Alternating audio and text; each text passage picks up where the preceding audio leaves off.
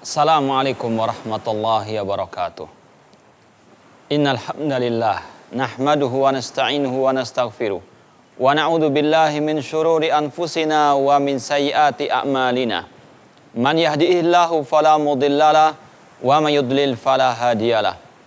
Asyhadu an la ilaha illallah wahdahu la syarikalah wa asyhadu anna Muhammadan abduhu wa rasuluh. Amma ba'd. Ma'asal muslimin, saudara-saudariku, bapak-bapak, ibu-ibu, rahimani wa rahmakumullah.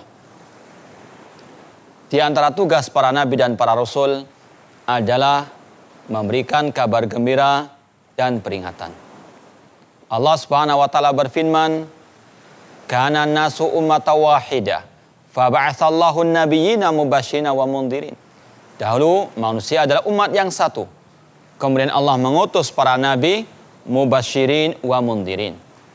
Tugas mereka adalah memberikan kabar gembira dan memberikan peringatan. Ma'asyiral muslimin rahimani wa rahmakumullah. Pada kesempatan yang berbagi ini,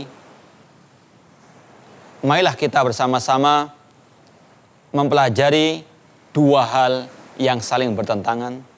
Yang satu mengarahkan manusia kepada kebahagiaan yang hakiki di dunia maupun di akhirat. Yang kedua, mengarahkan manusia ke dalam kesengsaraan, ke dalam kebinasaan di dunia maupun di akhirat. Dua hal tersebut adalah as-sunnah dan al-bid'ah. Ma'asyiral muslimin rahimani wa rahmakumullah. Sebelum kita menjelaskan tentang apa keutamaan-keutamaan mengikuti sunnah, maka terlebih dahulu kita perlu memahami apakah itu as-sunnah. Kata para ulama, as-sunnah jika dimutlakkan, di antara maknanya adalah minhaju hayati Rasul sallallahu alaihi wasallam. Jalan hidupnya ar-Rasul sallallahu alaihi wasallam. Yang mana Rasul SAW bersabda, "Alaikum bisunnati wa sunnatil khulafa'ir rasyidin al-mahdiyyin." Wajib bagi kalian berpegang teguh dengan sunnahku dan sunnah para khulafa'ir rasyidin. Dalam kesempatan lain Rasul mengatakan, "Man raghiba an sunnati falaysa minni." Barang siapa yang enggan mengikuti sunnahku, maka dia bukan dari golonganku. Banyak sekali di dalam ayat-ayat Al-Quran ataupun hadis-hadis Rasul SAW yang menjelaskan kepada kita tentang keutamaan orang-orang yang mengikuti sunnahnya Rasul SAW. Yang pertama, dan ini adalah yang paling utama, yaitu bahwasannya orang yang mengikuti sunnahnya Rasul, yang mengikuti tuntunannya Rasul, mengikuti metode hidupnya Rasul, maka surga baginya. Allah Subhanahu wa taala berfirman, "Tilka hududullah wa man yuti'illaha wa rasulahu yudkhilhu jannatin tajri min tahtil anharu khalidina fiha wa dzalikal fawzul azim." Itulah batasan-batasan Allah, dan barang siapa yang mentaati Allah dan Rasulnya, maka Allah akan memasukkannya ke dalam surga yang mengalir di bawahnya sungai-sungai, mereka kekal di dalamnya selama-lamanya, dan itulah kemenangan yang besar. Surga Allah sediakan bagi orang-orang yang mau mengikuti jalannya, metode hidupnya Rasul sallallahu alaihi wasallam. Demikian pula hal itu ditegaskan lagi oleh Rasul SAW dalam sabda beliau, hadis riwayat Bukhari, beliau bersabda, "Kullu ummati yadkhulul jannah illa man abah." Setiap umatku pasti masuk surga kecuali yang enggan. Para sahabat bertanya, "Wa man ya'ba ya Rasulullah?" Siapa yang enggan masuk surga wahai Rasulullah? Rasul menjawab, "Man ata'ani dakhalal jannah wa man asani faqad aba." Barang siapa taat kepadaku, maka dialah yang masuk surga. Namun barang siapa yang enggan mengikuti sunnahku, dialah yang enggan masuk surga. Na'udzubillah min dzalik. Maka kalau kita menginginkan surga Allah, jalannya adalah ittiba'us sunnah, mengikuti sunnahnya Rasul sallallahu alaihi wasallam. Yang kedua, di antara keutamaan pahala bagi orang-orang yang mengikuti sunnahnya Rasul SAW, bahwasanya sunnahnya Rasul SAW akan menjadikan umat bersatu, akan menjadikan umat mereka tidak terpecah belah, sebagaimana sabda Rasul, sebagaimana firman Allah Subhanahu wa taala, "Wa'tasimu bihablillahi jami'an wa la tafarraqu." Dan berpeganglah dengan tali Allah dan jangan berpecah belah. Di antara tafsir para ulama tentang tali Allah, yaitu sunnahnya Ar-Rasul sallallahu alaihi wasallam. Berpeganglah dengan sunnahnya Rasulullah SAW dan kalian tidak akan mungkin terpecah belah. Wadhkuru ni'matallahi 'alaikum id kuntum a'daan fa'alafa baina qulubikum fasbahtum bi ni'mati ikhwana. Dan ingatlah akan nikmat Allah atas kalian. Id kuntum a'daan, yang mana pada waktu dahulu kalian bermusuh-musuhan. Fa'alafa baina qulubikum, maka Allah pun menyatukan hati-hati kalian. Yaitu dikarenakan mereka mengikuti ajaran sunnahnya Rasul sallallahu alaihi wasallam. Mereka bersatu, para sahabat bersatu karena mereka di atas sunnahnya Rasul sallallahu alaihi wasallam.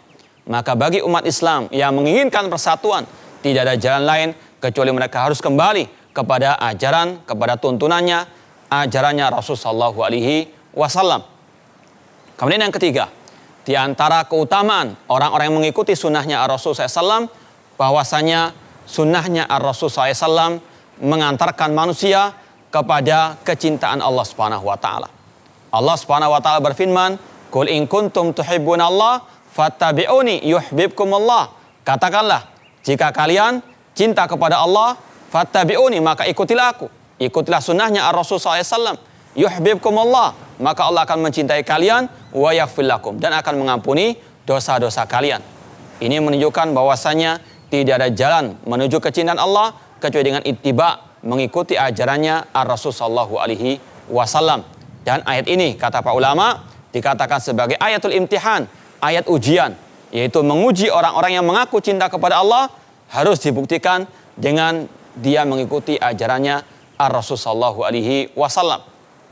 Kemudian di antara keutamaan orang yang mengikuti sunnah juga bahwasanya orang-orang yang mengikuti sunnah Rasul sallallahu alaihi wasallam akan bersama para nabi, para siddiqin, para salihin, para syuhada, dan orang-orang yang salihin.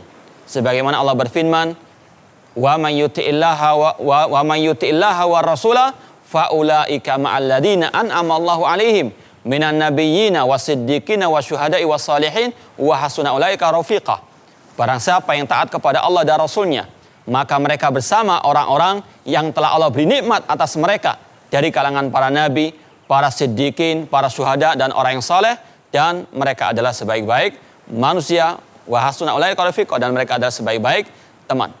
Kemudian di antara keutamaan orang itu mengikuti sunnahnya Rasul sallallahu alaihi wasallam, bahwasanya sunnahnya Rasul sallallahu alaihi wasallam menjamin manusia tidak tersesat, menjamin manusia tidak sengsara di dunia maupun di akhirat. Allah Subhanahu wa taala telah berfirman di dalam Al-Qur'anul Karim bahwasanya manusia yang mengikuti ajarannya Rasul sallallahu alaihi wasallam tidak akan tersesat dan dia selalu akan mendapatkan hidayah. Allah berfirman, "Wa in tuti'u tahtadu." Jika kalian mentaati Rasul, maka kalian akan mendapatkan hidayah. Demikian pula Rasul sallallahu alaihi wasallam mengatakan, "Taraktukum 'alal mahajjatil bayda lailuha kanahariha la yazighu anha illa halik." Aku tinggalkan kalian di atas ajaran yang putih bersih, malamnya seperti siangnya, tidak akan menyimpang darinya kecuali akan binasa. Imam Malik rahimahullah mengatakan, "As-sunnatu safinatun Nuh, man raqibaha najah wa man takhallafa anha gharika wa halak." Bahwasanya sunnahnya Rasul SAW itu adalah safinatun najah, perahunya, kapalnya Nabi Nuh alaihissalam yang mengantarkan manusia kepada keselamatan, menyelamatkan manusia dari kebinasaan, dan barang siapa yang menyimpang darinya maka dia akan tenggelam dan dia akan binasa. Na'udzubillah min dzalik. Ini ma'asyiral muslimin rahimani wa rahmukumullah, di antara keutamaan mengikuti sunnahnya Ar-Rasul sallallahu alaihi wasallam. Adapun yang kedua yang bertentangan dengan as-sunnah, yaitu yang disilahkan oleh Rasulullah SAW dengan al-bid'ah. Apakah bid'ah itu? Bid'ah adalah sebagaimana kata Imam Asy-Syatibi rahimahullah ta'ala, ibaratun an tariqatin fid din mukhtara'atun tudahi syar'iyyah yuksadu bisuluki 'alaiha al-mubalagha fi ta'abbus subhanahu wa ta'ala. Bahwasanya al-bid'ah adalah suatu jalan yang diadakan dalam syariat yang menyerupai syariat padahal itu bukan syariat, yang tujuan pelakunya berlebihan dalam melaksanakan ibadah kepada Allah Subhanahu wa taala. Atau setiap hal yang baru yang dinisbatkan kepada agama padahal dia bukan termasuk ajaran Ar-Rasul sallallahu alaihi wasallam. Dan bid'ah sangat amat berbahaya bagi umat. Yang pertama di antara bahaya bid'ah, bahwasanya bid'ah tidak diterima oleh Allah Subhanahu wa taala. Orang yang beramal ibadah tidak sesuai dengan sunnahnya Rasulullah SAW tertolak. Rasulullah SAW bersabda, "Man amila amalan laisa alaihi amruna fahuwa raddud." Barang siapa yang beramal ibadah tidak sesuai dengan sunnahku, maka tertolak. Rasul juga mengatakan, "Man ahdatsa fi amrina hadza ma laysa minhu fahuwa raddud." Barang siapa mengada-adakan ajaran baru dalam Islam, maka ditolak oleh Allah Subhanahu wa taala. Kemudian yang kedua, orang yang berbuat kebid'ahan termasuk orang yang merugi di dunia maupun di akhirat. Allah berfirman, "Qul hal nunabbi'ukum bil aksarina a'mala alladziina dhalla sa'yuhum fil hayatid dunya wa hum yahsabun annahum yuhsinuna sun'a." Katakanlah, apakah kami akan memberitahukan kepada kalian orang-orang yang merugi, yaitu orang-orang yang telah tersesat di dunia ini, namun mereka merasa telah berbuat yang sebaik-baiknya. Kemudian yang ketiga, di antara bahaya bid'ah, bahwasanya bid'ah atau pelaku kebid'ahan telah menuduh Rasulullah SAW mengkhianati agama Allah Subhanahu wa taala. Rasul SAW telah menyampaikan semuanya kepada kita.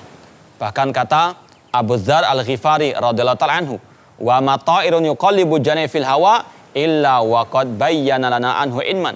Tidaklah seekor burung terbang di atas langit dengan kedua sayapnya kecuali telah dijelaskan semuanya oleh Rasul sallallahu alaihi wasallam.